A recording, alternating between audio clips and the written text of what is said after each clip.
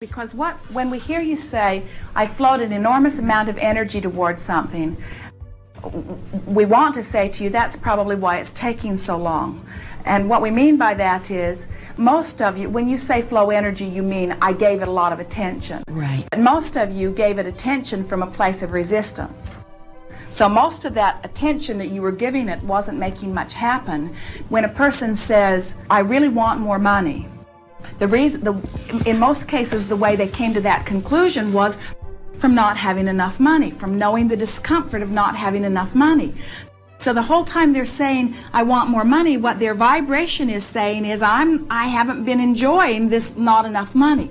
So even though they're using words, positive words, want money, their vibration is still that uncomfortable feeling of not having it. When we liked the way you put that, when you said, if I just tell the universe once what I want, is that enough? And we say, you've been telling the universe what you want every day of your life. Every time you thrill at something, you're saying, I like this. Every time you stand in the window and see something beautiful and it thrills you and you say, ooh, the universe hears that. Every time you laugh or applaud, or you see what we're getting at, you've been telling the universe what you want all along.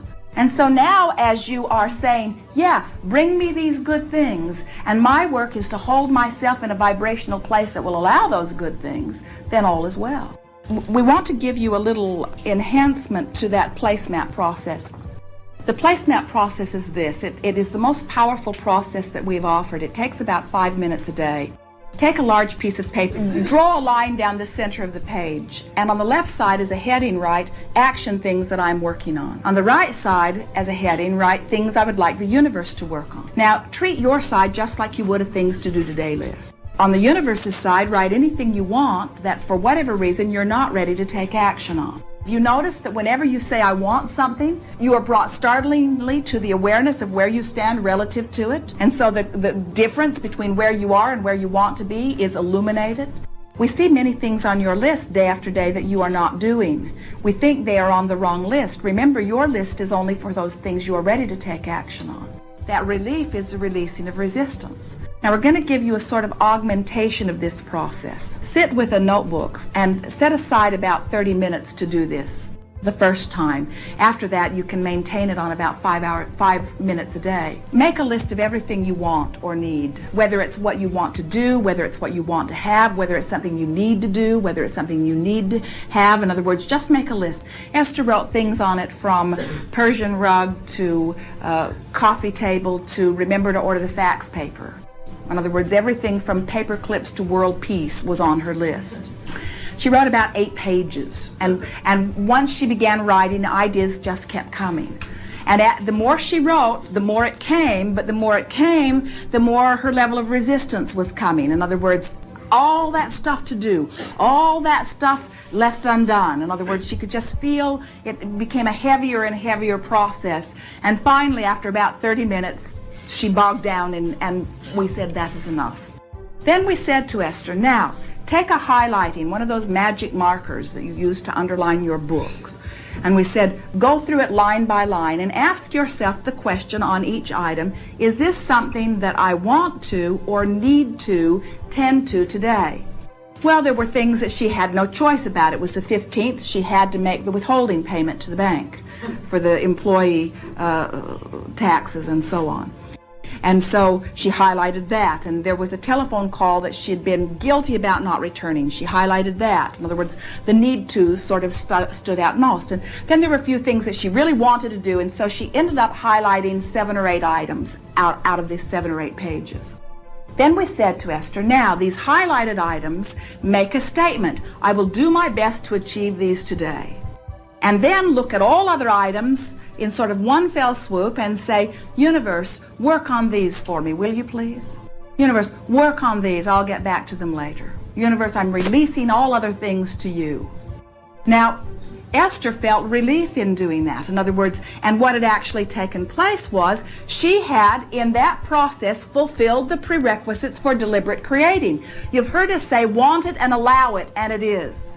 Well, now in more blunt physical terms, we're saying want it and don't resist it, and it is. So she wanted it, she identified it, and then she released her resistance about it by saying, I will do this, this, and this. Universe, take care of the other things. Now, what she began to notice was that while she was busy doing her 7 or 8 items in between telephone consultations and all of the normal things that weren't on the list, like brush her teeth and eat lunch, the universe was tending to other things without her even knowing it. Several months earlier, they had gone to a kitchen design center to have a kitchen designed, and the woman on the job quit 3 days later, and so no kitchen was ever designed, but they still had their $500 deposit. And so Esther had called and asked them to return it months ago, and it had not come, and every time they would drive past the place, Esther would say, oh, that's right, I need to call them, they owe us $500. And that was one of the items that was on her list that she had released to the universe, and that check came 3 days later.